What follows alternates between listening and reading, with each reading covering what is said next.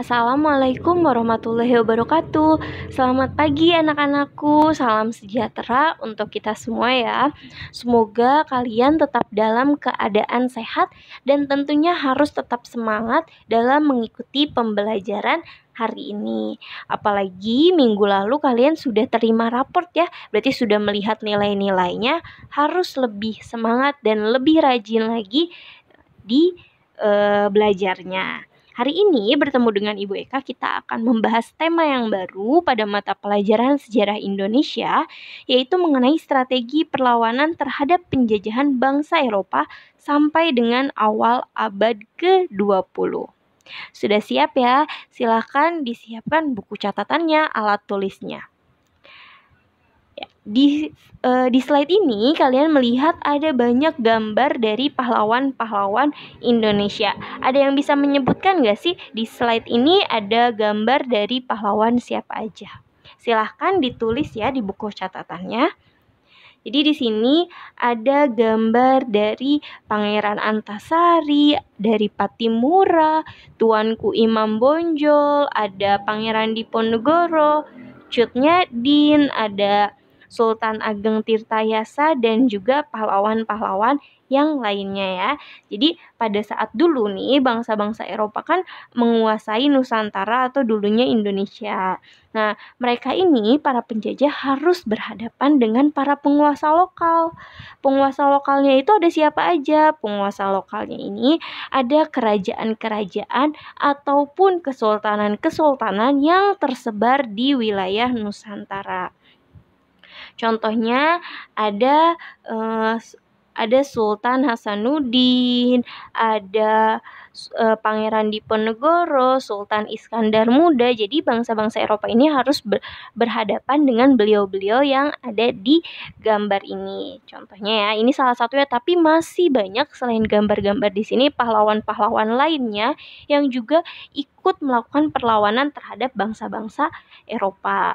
Nah, dulunya umumnya nih para penguasa lokal ini kan sudah memiliki sistem politik dan ekonomi sendiri kan untuk mengatur kerajaan-kerajaan atau kesultanannya. Akan tetapi setelah penjajah Eropa datang juga menerapkan kebijakan-kebijakan mereka nih di tanah jajahannya yaitu Indonesia. Nah, umumnya kebijakan-kebijakan itu tuh melukai rasa keadilan, sangat tidak adil terhadap rakyat Indonesia, juga mengoyak-ngoyak martabat serta harga diri dari kerajaan-kerajaan ataupun kesultanan-kesultanan yang ada di Indonesia, dan tentunya melahirkan suatu penderitaan bagi rakyat di Indonesia.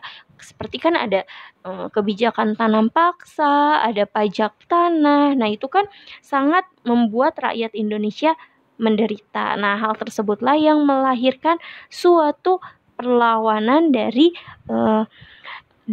rakyat Indonesia. Nah, di sini kebijakan-kebijakan yang salah satunya memicu perlawanan. Yang pertama adalah monopoli perdagangan.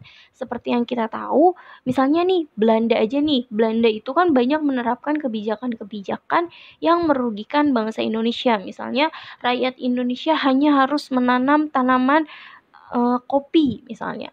Terus misalnya tanaman-tanaman itu hanya boleh dijual ke tangan bangsa Belanda. Kalau ketahuan maka akan mendapatkan sanksi atau hukuman. Terus juga ada yang namanya hak ekstirpasi, ya kan? Kalau ada tanaman-tanaman yang lebih akan dibabat supaya orang Indonesia tidak bisa menjual tanamannya ke bangsa lain, seperti itu. Kan itu namanya monopoli perdagangan. Terus kebijakan lainnya yang juga memicu perlawanan adalah adanya diskriminasi terhadap penduduk pribumi. Jadi dulu itu ada semacam kasta-kastanya. Ada kasta misalnya yang paling atas kedudukannya yaitu orang-orang bangsa Eropa. Terus yang kedua misalnya orang-orang bangsa Asia lainnya yang ada di Indonesia, misalnya orang-orang Cina, orang-orang dari Persia, dari India, seperti itu. Dan yang terakhir yang ada di paling bawah nih yaitu tentunya rakyat pribumi yang sangat tertindas dengan adanya kebijakan-kebijakan dari para penjajah bangsa Eropa ini. Kebijakan ketiga yang memicu perlawanan adalah adanya intervensi nih terhadap urusan internal kerajaan. Di pertemuan sebelum-sebelumnya kalian kan sudah mempelajari ada yang namanya politik divide et impera atau politik adu domba.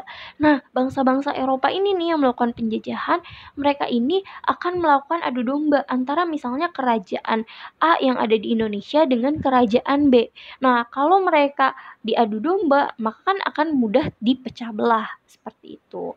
Dan yang keempat salah satunya adalah ekspansi wilayah karena bangsa-bangsa Eropa itu ingin menguasai wilayah Indonesia.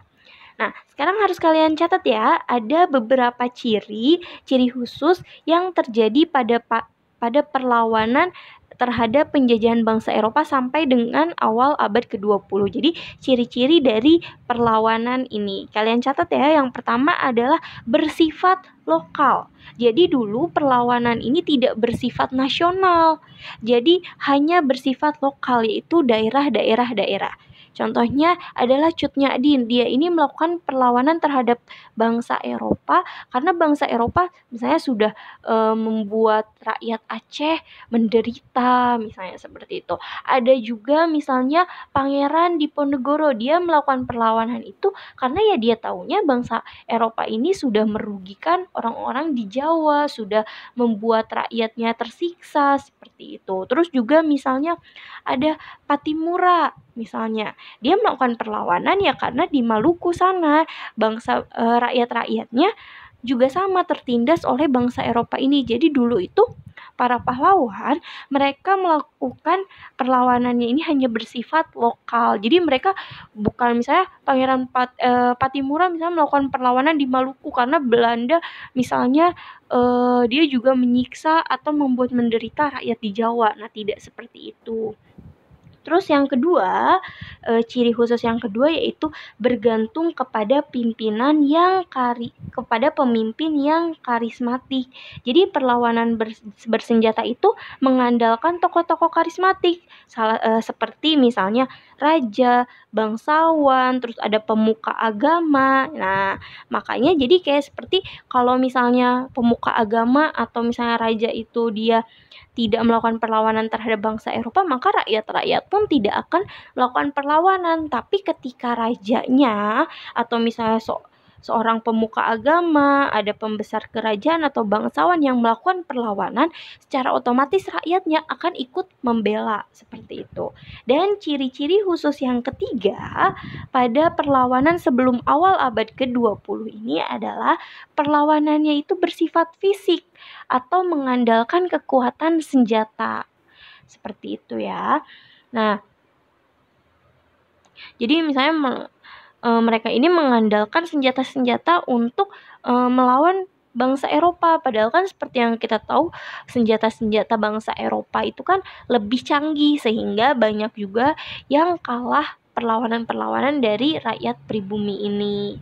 Nah, yang berikutnya, ciri-ciri khusus yang keempat adalah mudah dipecah belah. Yang tadi ya, karena ada politik yang namanya divide et impera atau politik pecah belah. Jadi itu merupakan siasat nih yang digunakan para penjajah misalnya kolonial Belanda dalam melakukan perlawanan-perlawanan terhadap bangsa Indonesia. Seperti itu. Berikutnya, jadi ada perlawanan dari bangsa Indonesia, ini terbagi dua. Ada perlawanan terhadap bangsa Portugis dan nanti yang kedua adalah perlawanan terhadap bangsa Belanda. Nah, contoh dari perlawanan terhadap bangsa Portugis ini salah satunya adalah perlawanan Kesultanan Ternate. Ada juga perlawanan dari Kesultanan Demak dan perlawanan dari Kesultanan Aceh. Nah, yang pertama dari perlawanan Kesultanan Ternate ini, jadi dulu kan Belanda ini kan Portugis itu kan menerapkan yang namanya monopoli perdagangan. Nah, mereka itu juga melakukan campur tangan nih terhadap urusan kesultanan di Ternate. Nah, dan juga waktu itu kan salah satu tujuan bangsa Portugis menjajah itu kan untuk melakukan penyebaran agama Katolik. Nah, hal tersebutlah yang membuat rakyat Ternate waktu itu di bawah pimpinan Sultan Hairun melakukan perlawanan terhadap bangsa Portugis. Akan tetapi Sultan Hairun berhasil ditangkap dengan sebuah tipu muslihat yang dilakukan oleh bangsa Portugis. Nah, kemudian Sultan Hairun dihukum mati pada tahun 1570.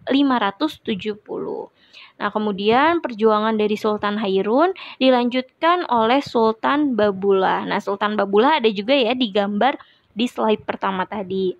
Nah, di bawah kepemimpinan Sultan Babula ini, bangsa Portugis akhirnya berhasil diusir dari Maluku. Itu adalah salah satu contoh terhadap perlawanan bangsa Portugis. Nah, berikutnya setelah perlawanan terhadap bangsa Portugis, Indonesia juga pernah melakukan perlawanan terhadap bangsa Belanda sebelum abad ke-20. Nah, di sini ada contoh-contoh perlawanannya. Yang pertama adalah perlawanan dari Kesultanan Mataram, ada juga perlawanan dari Patimura di Maluku, perlawanan dari Pangeran Diponegoro, ada Perang Padri yang terjadi di Sumatera Barat, juga ada perlawanan dari Sisingamangaraja ke-12 yaitu di Sumatera Utara, dan juga ada perlawanan dari kerajaan-kerajaan di Bali. Tapi selain ini masih juga ada banyak perlawanan-perlawanan yang dilakukan terhadap bangsa Belanda. Nah, di sini ada salah satu contohnya itu adalah Perang Padri. Jadi, pada awalnya Perang Padri ini adalah perang yang berlangsung di Sumatera Barat. Jadi, bermula ini perangnya ini dari konflik internal nih dari masyarakat Minangkabau. Jadi, perangnya ini antara golongan adat dengan golongan ulama. Akan tetapi pada akhirnya perang ini berubah menjadi perang melawan pemerintahan kolonial Belanda. Nah, contoh lainnya ini juga ada perlawanan dari Pangeran Diponegoro. Jadi dulu Belanda ini pernah membangun jalan baru yang ada di dekat daerah Tegalrejo namanya. Nah, Tegalrejo ini berdekatan dengan tempat tinggal dari Pangeran Diponegoro. Akan tetapi dalam membangun jalan baru itu, Belanda memasang patok-patok kayu nih sebagai batas pembangunan jalan, dan patok itu melewati makam dari leluhur Pangeran Diponegoro sehingga